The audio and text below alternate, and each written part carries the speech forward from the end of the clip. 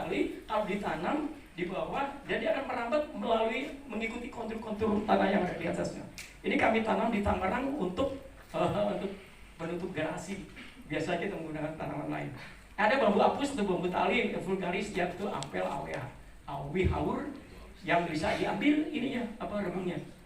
Kalau bambu lain agak besar, petung. Nah, ini posisi atau lokasinya sebaiknya bambu yang besar ini adalah di belakang daripada bambu yang ada di bantaran sungai. Jadi jaraknya ini harus lebih jauh, kira-kira antara 30 atau 50 meter dari bantaran sungai. Karena dia besar dan juga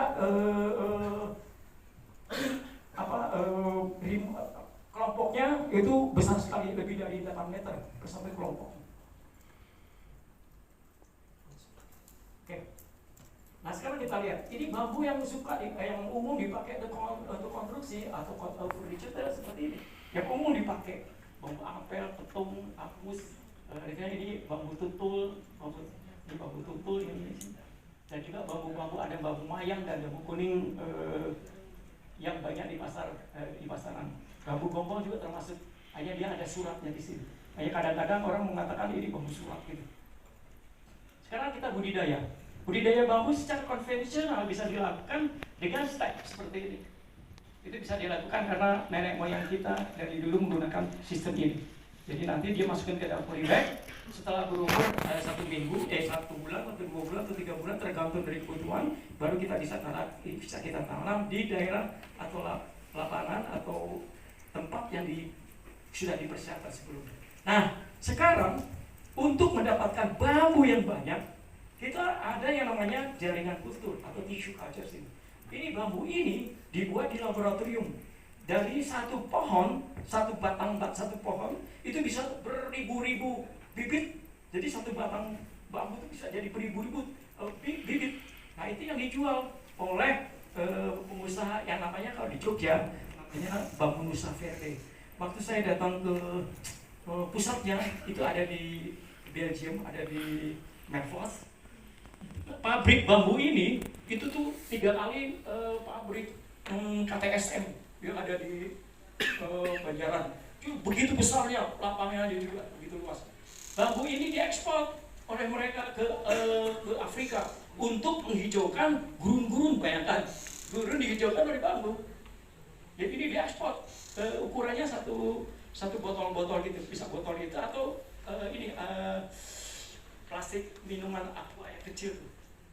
Ini yang sekarang diekspor keluar, yang dibudidayakan oleh beberapa negara. Nah, selain keuntungan, ternyata bambu itu banyak kelemahannya. Ada kelemahannya seperti itu. Nah, jadi bambu itu mudah diserang oleh termite, oleh rayap, oleh bubuk, oleh beetles.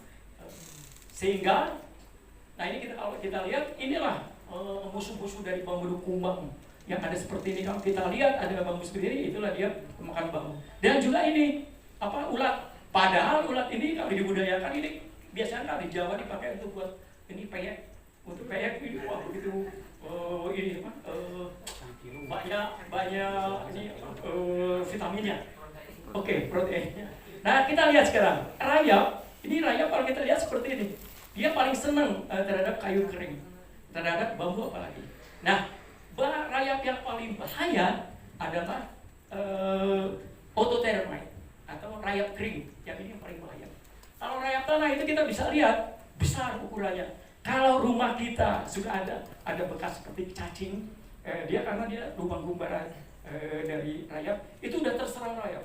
Jika rumah kita pada waktu pergantian musim ke musim penghujan ke kemarau banyak rayap di atas, itu adalah rayap-rayap yang kecil ini, rayap-rayap yang seperti ini, yang kecil. Nah ini harus sudah betul-betul diantisipasi. Kayak rumah saya sekarang udah diamputasi dari ganti pakai baja, karena udah kita lihat beribu-ribu bahkan mungkin jutaan tuh kayak di bawah nggak kelihatan, di atas kuda-kuda kita yang hancur. Di Bapak kalau lihat genteng sudah mulai itu udah Bapak udah harus mencari jalan lain. Oleh karena itu, jika dipakai structure materials, bambu itu harus diawetkan. Ini harus diawetkan. Nah sekarang bagaimana? Apa nama bahan pengawetnya tadi juga disebutkan. Bahan pengawet itu bisa menggunakan chemical treatment, pakai bahan kimia, dan juga bisa menggunakan bahan dari bambu sendiri, yaitu dengan menggunakan ini. Jadi vinegar. Jadi bambu itu kita suling di sini, kita bakar, bambunya di dalam, kita masukkan, nanti keluar cairan ini. Ini bisa dipakai untuk obat, untuk minuman, juga untuk pengawetan bambu sendiri. Nah, ini menggunakan cara chemical, nanti ada caranya di belakang. Tetapi masalahnya bambu sebelum diawetkan harus dilubangi sebelum diawetkan. Jadi bambu yang seperti ini harus dilubangi dulu supaya bahan chemicalnya itu masuk ke dalam larutannya. Ini ada beberapa teknologi ini yang dikembangkan oleh Profesor Dr. Morisco menggunakan Bochiri system. Ini menggunakan bahan kimia yang boric acid serta freemite. Ini sampai sekarang masih diperbolehkan oleh Komisi Pestisida. Kecuali kalau kita beli untuk mengawetkan tempe, untuk mengawetkan tidak bisa. Tapi kalau untuk mengawetkan bambu dalam jumlah yang besar untuk kegiatan laboratorium kita masih bisa beli. Ini pengawetan dengan direndam. Nah, ini yang direndam. Ini yang dengan vertical soaking method. Jadi bambu itu naikkan, dimasukkan dari atas. Dari atas dia masuk ke dalam pori-pori ini, secara gravitasi dia keluar ke bawah. Jika kita semua sudah terawetkan, dengan cara kita mengidentifikasinya dengan bahan larutan itu di warna seperti warna biru atau merah. Jika warnanya sudah sampai ke bawah, berarti bambu itu sudah terawetkan. Nah, ini prosesnya memerlukan kira-kira 14 hari. Ini kalau kita nggak punya tower gini, kita bisa menggunakan pohon yang ada di sekitarnya. Nah, ini jika kita mengawetkan secara vertikal, itu kita bisa melihat di sini kadar air saat diterbang setelah diawetkan dan lama perendaman. Jadi bisa lihat maksudnya dalam arti masuknya larutan kimia ke dalam bambu. Ini cara pengeringan. Ini sudah umum dipakai oleh masyarakat kita. Ini pengeringan di daerah ini di Kolombia, di negara yang memang daerah bambu di sana. Nah, nah sekarang kalau misalnya kita menggunakan bambu, tadi ada yang tanya, bambu tidak sih? Tadi ada ditanya juga, Pak, bambu kira-kira apa sih persyaratannya? Ya, mungkin kita berbeda ya secara profesi. Tetapi yang jelas, jika kita akan menggunakan bambu sebagai structure material, sebagai konstruksi, dia harus yang paling penting tuh ini, umur 4 tahun, ini yang paling penting. Jadi moisture content yang ada di dalam bambu. Ini yang paling penting, water content. Jadi kandungan air ini harus di bawah 10% dan harus diawetkan supaya tidak terserang hama.